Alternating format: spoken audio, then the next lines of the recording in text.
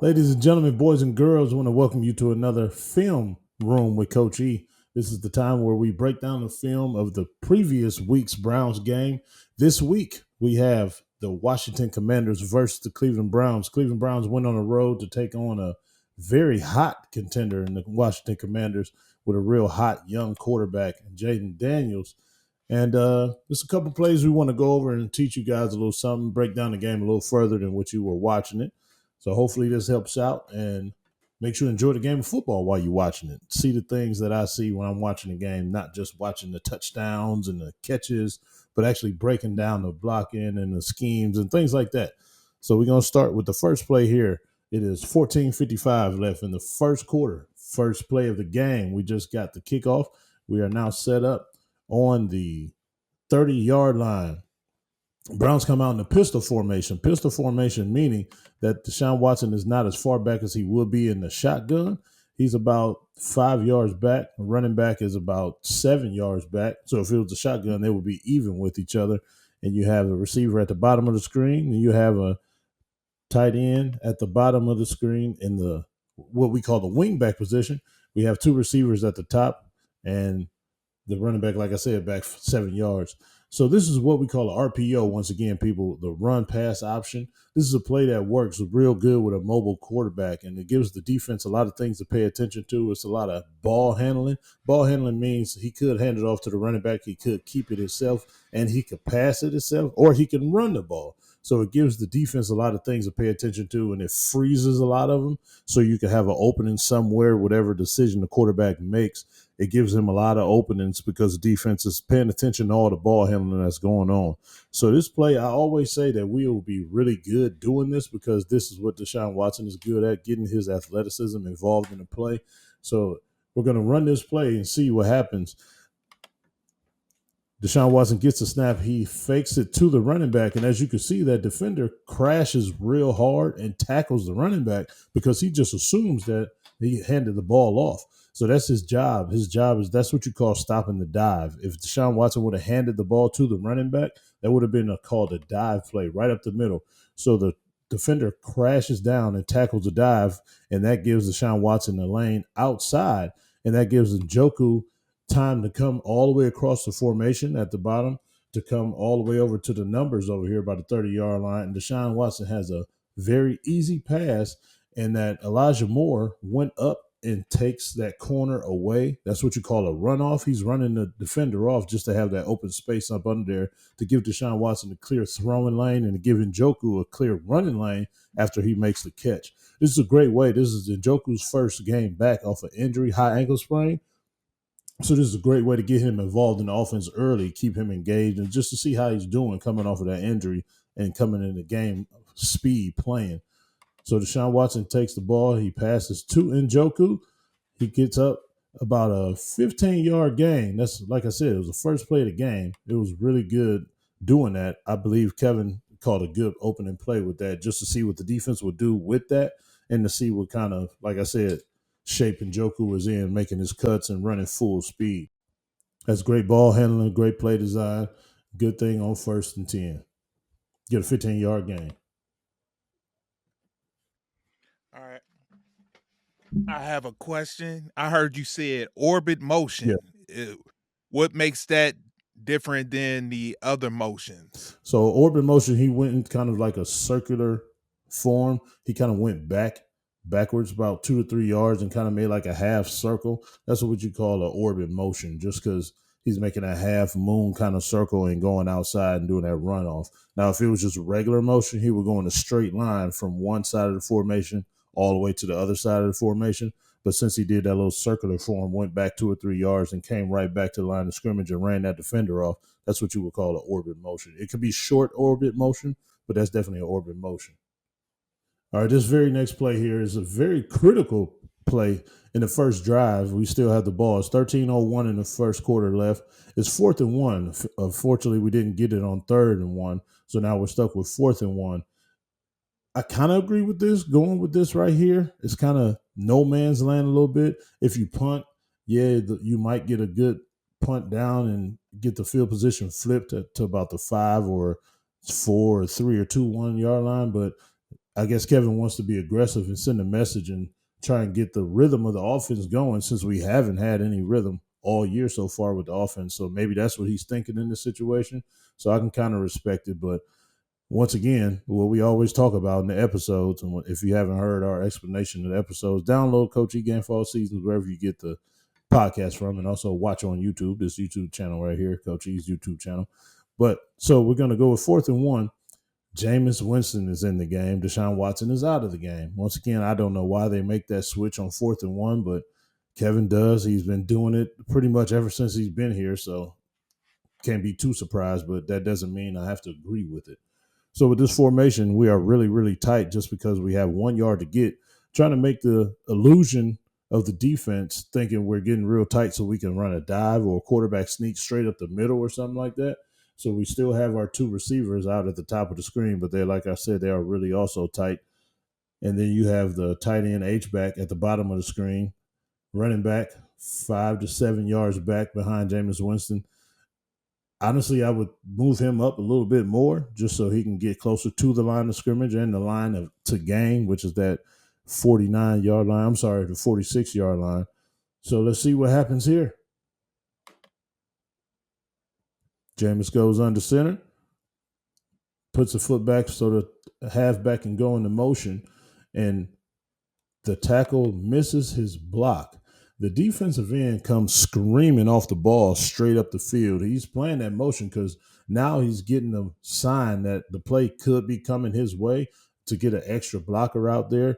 As you can see, we have 2 of our bigger receivers outside on the outside. So that really kind of tips off that you're trying to get to the outside and have those bigger guys block. And then now you have number 86 coming on the motion to that same side with those 2 receivers. And that kind of gives it away a little bit. If I'm a defensive coordinator, I would be looking for that, and we should have checked and worked on that during practice just in case you are in this situation. And pretty much it paid off. The defensive end gets off the ball really fast and just goes straight upfield. And number 70, Zinter, he has to get that guy out of there. If he does get that guy out of there, Freeman has a straight cut up the field, and he can possibly, or more than likely, get that first down and many, many more yards after that. But since Zinter did not get a good block on that defensive end, I'm sorry, that's a linebacker, number 4. If he didn't get that block on him, that pretty much blows the play up, as you can see. Now the running back is stopped, trying to cut all the way back and loses his footing. Now, once again, this could be on the running back as well. He should be able to make that one cut and get upfield without losing his balance like that. But we are such in a bad situation with our running game and our backs that if this was Nick Chubb, I have 100% confidence that he can make this play. Or Jerome Ford. I really personally don't know why he didn't use Jerome Ford for this play. Like I said, probably to give the illusion that they were running a dive straight up the middle, but it is what it is. I can tell you what play I'm running. It's your job to stop it. So I should have enough confidence in my guys to be able to stop that play or get that 1 yard that they need to get this first down. So like I said, the ball is snapped. Jameis Winston puts his foot back, gives the motion, tosses it to Freeman. He tries to stretch it out and cut up after that. Zinter missed his block, but the play is blown up by the end. So it's pretty much null and void. This number 4 had a great game. He was such an irritant on defense, and he was so hard to block that he kept messing up the freaking running game, the passing game. He was getting so much pressure on Deshaun Watson. He was just real irritant, making big plays for the Washington Commanders. And that was one of them right there, him blowing up that play and cutting off the outside and making the back cut back up to try and get that 1 yard, but lost his footing and everything didn't go as planned. Okay. So, all right. So you said to keep some rhythm. Now, we're injured at just about every spot on the offensive line. Mm-hmm. Would this be a play call that you had enough trust in your backup offensive lineman to get the job done? I heard you mention that you showed where the left tackle missed his block. Mm-hmm. Would this be something that Stefanski should have considered when making that play call? Yes, it should have been, because actually he was lined up at left tackle, but he doesn't even play left tackle. So he's already out of position. So now you're asking him to do something totally different than what he does. So that's strike 1 right there. Zinter is a guard, usually and traditionally, almost 100% of the time, the right guard, the opposite side of the center. So, in my opinion, if he was going to line him up there, he should get him in kind of a familiar situation or familiar movement, with that being just firing straight off the ball and trying to move the guy in front of you. So with him trying to be outside on the edge and cut off a linebacker that's blitzing on the outside or trying to force the play back to the inside, that's really not his strong suit or his comfort level. So yeah, I think he should have ran a different play with the personnel being what it is. Like you said, everybody hurt. So you have to keep that in mind, knowing your personnel, know what they do well. That's not something Zinter does well. So we was kind of shooting ourselves in the foot from the beginning with him maybe lining up there and asking him to do that. Okay, all right.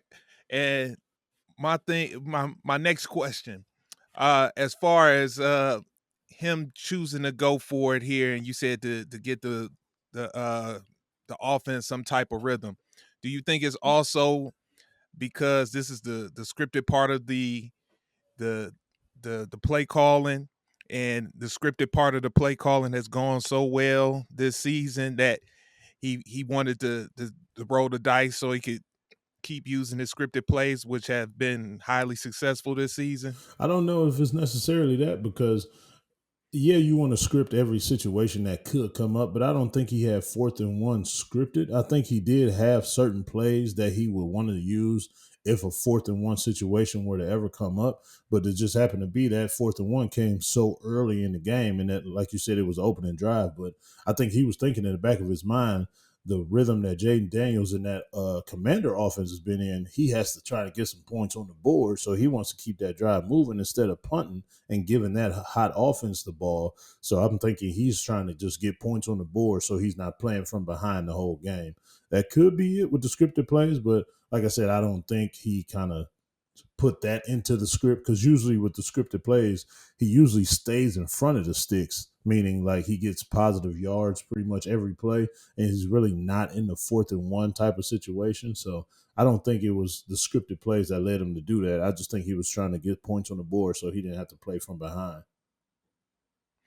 Also got a question. When it comes to scripted plays and you have a situation like this where you don't get to use all your scripted plays, do you pick back up in your script, or do you just from there, as an offensive coordinator, you have to start calling the game after that first drive? You could pick up from the script because you didn't use that whole script. Let's say if you have a 15 play script and you only used about 6 of them, now you kind of have to gauge and see whenever you get the ball back what field position you are in, like what kind of situation you're in. Are you in negative field position, or are you in a positive with the field position? But then pick it up from that script from there. You can do that. Yeah, some people do that. The great ones do that because they can adapt to every situation and just go from there and just carry out the script the way it was written. Okay, okay, that's it for me Mm-hmm. on that one. Good stuff. All right, right now we have the Browns defense out here. Jaden Daniels is in the shotgun formation. It is still the first quarter with 9:54 left, and it is 1st and 10 for the Commanders. Now they have empty setting, meaning Jaden Daniels, the quarterback, is back there by himself. No running back, no blockers, no anything. He's back there solo.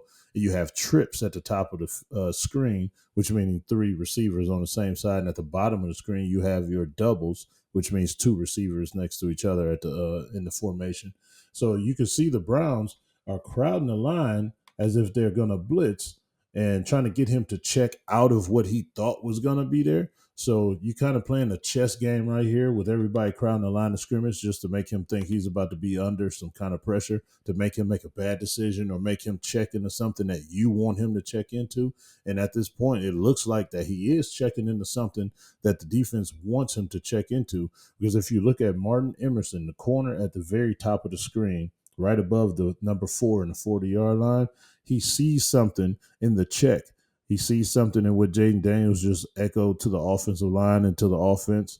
He is going to play this play the best way that you can. So it looks like it's going to be a screenplay where Jaden Daniels gets the ball and look to his right. That top receiver is going to try to come back to the ball closer to the quarterback.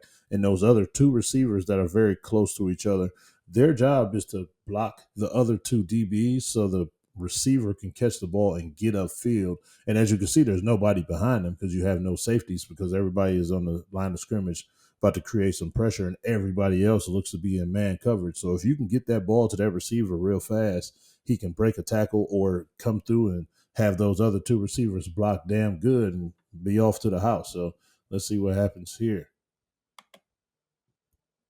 The ball is snapped. Jaden Daniels hurries up and throws the ball to the top of the screen.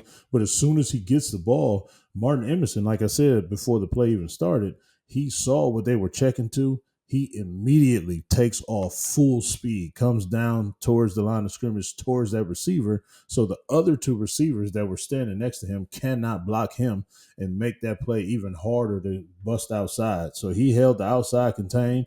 He got up under number 86. That tight end was supposed to block him outside, but he made that good dip with his shoulder to get lower than him and make a play on that receiver before he can even get started. So if those two receivers block it the right way, he could be off to the races because there's nobody back there. But this is the overhead view. You see Martin Emerson creeping up full sprint, makes that tackle the way you're supposed to make that tackle as a corner playing that outside screen. That's a very tricky play. It's really hard to do because sometimes you get some real good receiver blockers out there, but he saw it, he read it, that you could tell he watched film. He was ready for that play. So he made a hell of a play and made that big stop on that 1st and 10. It is 9:14 in the first quarter. We got the Washington Commanders with the ball. You have Jaden Daniels in the shotgun with the running back to his right. You have one receiver extremely tight to the formation up there at the top of the screen. And you have, once again, trips at the bottom of the screen. Trips doesn't mean they have to be close to each other. Just as long as there's three receivers on the same side of the field, that means they're in the trips formation. One receiver is very close to that tackle. Probably you want to get him to come out to have that backer follow him to see if they're in man or whatever, some kind of motion just to see what they're in. But I don't know what they're going to do here. So just giving you the layout of what I'm looking at as a defender. So this could be another screen pass. This could be a motion out and have an out route, or this could be everybody go deep, or it could be a play where Jaden Daniels breaks the pocket and gets upfield or makes a throw downfield. So those are your options that you have to think about as a defender. With the 25-second clock going down, you have to have all those possibilities in your head and play all of those possibilities in a split second. So people think being a defender or a defensive player, like, oh, they're dumb. They don't really know too much. They're dumb jocks, but that's a lot to process in a short amount of time and still move 100 miles an hour and make the play. So the ball is snapped. Jaden Daniels reads the field. We came with the blitz. Grant Delpit came all the way down from his safety position and tried to put some heat on him, on Jaden Daniels in the pocket. Grant Delpit starts probably about 6 yards away, comes down real hard to try and get the quarterback Jaden Daniels to stay in the pocket. That was the goal of the whole game, to keep Jaden Daniels in the pocket because he's such a good scrambler and a good playmaker while he scrambles. You didn't want his legs and his arms to beat you, but this play, the blitz didn't get home. He spins outside and he breaks contain. That's the worst thing that you can do as a defender, is let the quarterback break contain. He goes all the way down the field to an open Terry McLaurin who's streaking down the middle of the field. So now with this end zone angle that they're showing this replay on, you can see it looks like we are in cover 3. It looks like we are in cover 3, meaning the left corner has a deep third, which is from the numbers to the sideline. The safety has the middle of the field, which is from the numbers to the hash, and the right corner has from the sideline to the hash or the sideline to the numbers, depending on how they split their field up in this defense. But that's typically what it is. But it's definitely cover 3 because you can see that all 3 guys drop straight back, meaning nothing can get behind them in their quadrants of the field. So if you push play right here from the end zone view, ball is snapped. Terry McLaurin is the second receiver on the inside. As you can see, the pressure gets to him, which makes him come out of the pocket. But if he was to try to look and throw somewhere, nothing is open at this moment. But as soon as he breaks the pocket, keeps his eyes downfield, Terry McLaurin being such a good veteran and a good wide receiver, he carries his route all the way over. I'm pretty sure in the play scheme, he was supposed to just run a seam route, meaning straight up that hash mark, keep straight, try and beat the safety with his speed. But so he saw the quarterback scramble outside of the pocket on the other side of the field. He just carries his route all the way over. So if you're watching this game at home and you see Denzel trailing him, now we have the overhead view. If you're watching this game from home and you see Denzel trailing him, you would say, oh man, Denzel got burnt. But no, Denzel's just being a smart player because that safety that was in the middle was supposed to have that middle half of that field right there, and he didn't. He tried to sneak up and creep up because that quarterback broke the pocket. So he came down, which he really didn't need to come down because the other corner had the underneath stuff. He was supposed to say deeper than the deepest, but Denzel saw that he was in trouble. Number 33, Hickman here. He should have just kept back. Denzel tried to save that play, so he had to come from the far end of the field to make this play to stop a touchdown from happening. No, Denzel did not get burnt. No, this was not one-on-one. He did over and above his job because he had to cover for somebody else that didn't do their job. So Denzel did not get burnt. He was actually trying to be a Superman and save the play, which he did. That's a great job by Denzel being on his high horse and paying attention to the whole field and knowing that he had to go with him, because if he didn't go with him, that's a wide open touchdown bomb to get the place going crazy for the first points of the game. All right, now the very next play here, we have first quarter still, action-packed first quarter, as you can tell. We're still on it. 7:38 to go in the first quarter. It's third and goal for the Commanders. You have Jaden Daniels in the shotgun formation with the running back to his right-hand side, two receivers at the top of the screen. You also have other receivers at the bottom of the screen here. You have doubles on both sides. So we would call that twins. If I'm on the defense and I'm a linebacker, I'm saying strong left for the defense because the running back is on the left-hand side, our left, defensive left of the quarterback. So you'll say strong left, twins, twins, twins, meaning two receivers on both sides. So we have all the defenders with the heels on the goal line or the heels right by the goal line, and one safety inside of the end zone just in case something goes in there. So you can play cover 2 here, you can play cover 3 here, or you can also play man. Looks like they're giving away a kind of cover 2 look, but you don't want to assume that as offense. You just want to see how things develop. You might want to send somebody in motion to see if they follow them. If not, you would know they're in zone. But to me, the Browns are giving kind of a cover 2 look. So let's snap the ball here. And yes, it is a kind of a cover 2 look.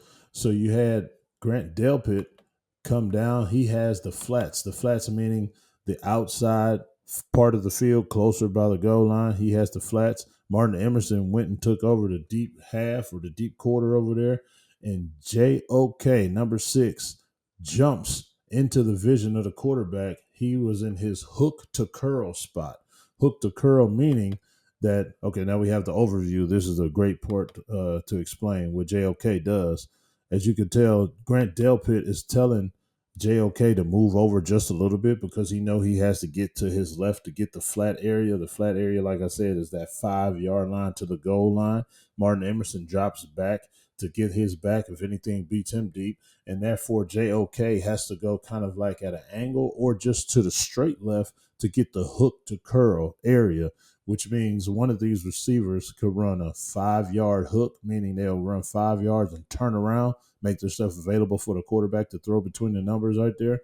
Or curl is the same thing, or it could be a drag where he comes up and it goes all the way across the formation.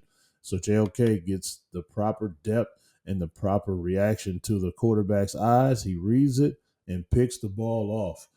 I thought he was getting up to run, but the guy touched him while he was down. In the NFL, that's all you need is somebody to touch you while you're still on the ground and the ball is dead wherever you have possession of the ball. But I thought he got up and was about to make a play. But that was a hell of a play by him getting to his hook to curl zone and picking that off and making sure that they turned him away from scoring that first point of the game. Question for you, JOK. Number 1 Browns defender this year? Oh, by far. By far. Okay. The most consistent, making the most plays, making the biggest impact.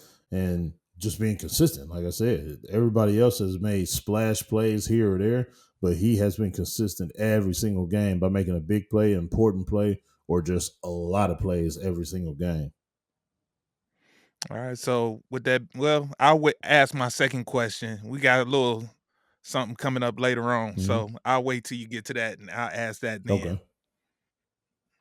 So now we fast forward to the second quarter with 4 minutes and 16 seconds left.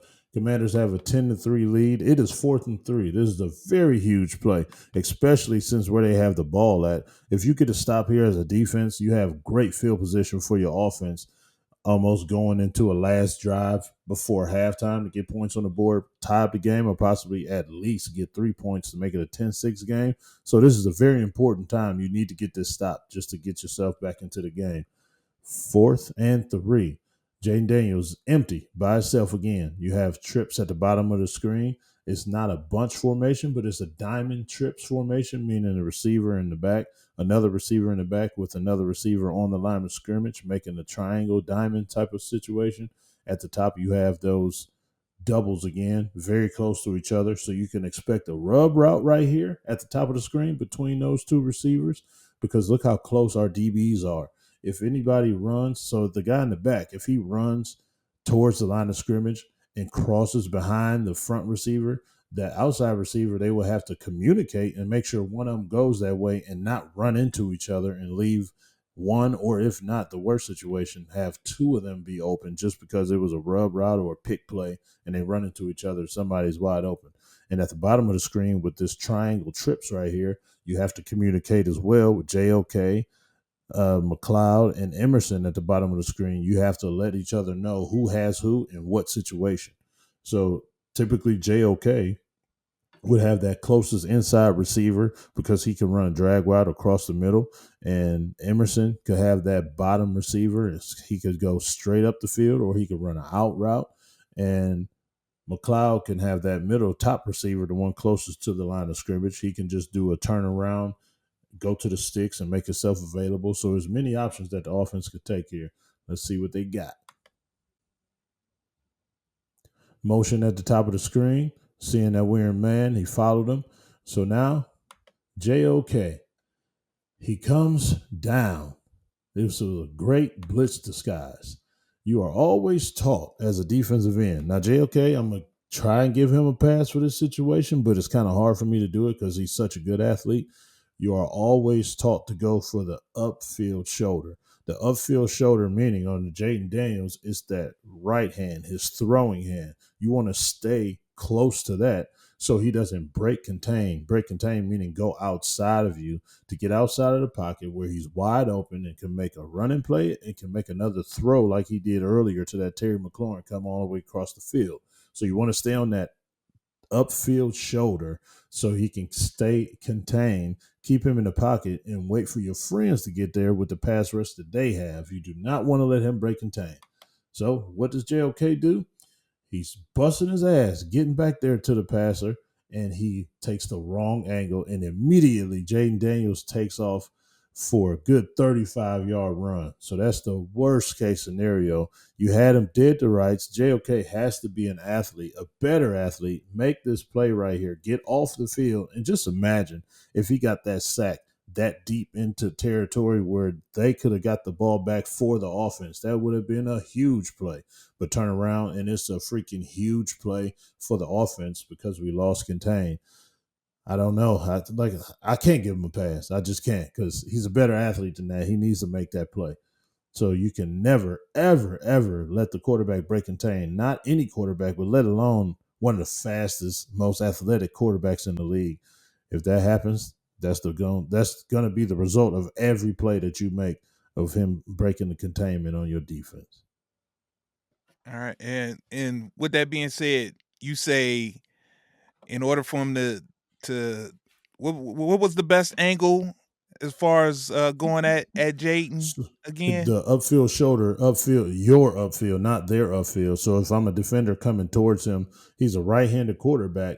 So from that side camera angle, that upfield shoulder would be his right shoulder, the hand that he's going to throw the ball with. So you want to stay on this shoulder. So if I'm coming from this way right here, as I'm doing in the air with my fingers, if y'all watching on YouTube, coming around here, you want to stay on this shoulder, because if I want to go that way, I would have to go around you like that. But you staying wide enough out here that you can't let him go that way. So now everybody else is coming from the middle to get that push and that pass rush, and that opposite defensive end is coming there for that shoulder as well to keep him inside your pocket and inside of your like Charlotte's web or whatever, to get those middle defenders to get him down, or you get him down by keeping him contained, or that other defensive end comes down and y'all meet at the quarterback. Okay. That's rule number one for a pass rusher, and he broke it. It's kind of hard to watch. All right, now this is the last one that I saw here. This is another big play for the defense of us. It is the third quarter, 15 minutes left, meaning the very first play right after halftime. It is 1st and 10. Commanders have the ball. Jayden Daniels is under center. He had two receivers at the top of the screen. Tight end is going to come into motion, and it's going to be trips on the right-hand side, the bottom side, once he continues and finishes his motion. So the tight end comes in motion, sits there. It's a reverse. Terry McLaurin comes around, gets the toss, comes all the way up the field, and once again, JOK, being the most consistent, best defender that we've been having all year, he stays home, stays outside. That's the containment that I was talking about with him fixing it and keeping Jayden Daniels in there. But Terry McLaurin could not get outside of him, so he had no choice but to try to cut it up. And JOK makes one hell of a Peanut Tillman punch. He literally winds up, jumps towards Terry McLaurin, and punches the ball out of his hands, causes the fumble, and Martin Emerson is right there to pick it up. That is a huge play. It's a very athletic play and a very hard play for anybody to make, but he makes it look so routine because he's so good at it. I called it a Peanut Tillman punch. It was a defensive back that used to play for the Chicago Bears who made this style of causing a fumble so popular. He timed it up so perfect every single time and literally gave it a club punch or a no limit soldier punch in the club when you didn't like nobody back in the day. Hit it right on time, make the ball come out, force a turnover, get the ball back for defense. That was one hell of a play. If only we had that kind of play the whole game would have turned out a lot different than what it did, but that was a hell of a play, and we got the fumble recovery. Now with those key plays, well, Zen, you said we got something else now? No. My question was, seeing that he is the most consistent as far as overall in the NFL, where does his play thus far this season puts him as far as overall when it comes to linebackers in the NFL? Ooh. I don't want to be a homer and says to put him at the top of the list, but if he's not at the top of the list, he's pretty damn close. Because though that's him having part to do with two turnovers, like in a game. That's really huge. Him causing two turnovers. That's a lot of things to do and a lot of good things to do as a defender. So if not the top of the list, I'll put him about second or so. Okay. And quick follow up on that. So we have bigger names. We got a Myles Garrett, who's the reigning defensive player of the year. We got Denzel Ward. We got other big names on the defense. Uh, what is it gonna take for them to match the same level of play that we're getting from a JOK? Getting back to what they do to got them to be household names, being consistent and making plays every time they have the opportunity. But the thing with those two guys, people scheme to stay away from them. So they're going to have very limited opportunities. JOK is in the middle of everything, and they don't really game plan to keep him out of the game. But soon enough, if he keeps playing the way he is, they will. But as of now, they're not. They rather stay away from Denzel and stay away from Myles and attack guys like him. So they'll have very limited opportunities to make that imprint on the game. But once they get the opportunities, they got to capitalize on it like they can. Okay, that's something I didn't think about. Good stuff. All right, that was it for me.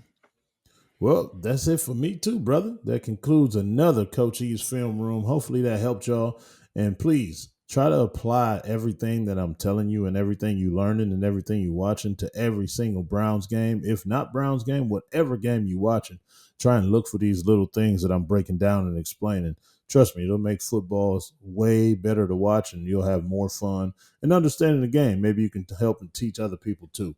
But thanks for watching another episode of Coach E's Film Room. Hopefully you enjoyed it. I will see you next week.